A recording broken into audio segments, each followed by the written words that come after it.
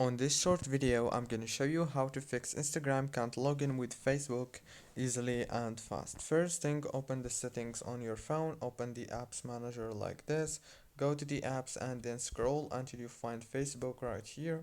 Click on Facebook and then click here on the power usage details. Click down here on this force stop option and then go back to the apps manager again, and this time search for Instagram, click on it and then click here on this force stop to stop the app and go to the storage or the internal storage, click on clear data and click delete. Go back, click on the data usage, make sure that all those options are enabled like this, from the mobile data, the Wi-Fi, the background data and the roaming data. And then you have to do one last thing, which is restart your phone, and that's it. Don't forget to like, subscribe. Thank you for watching this tutorial.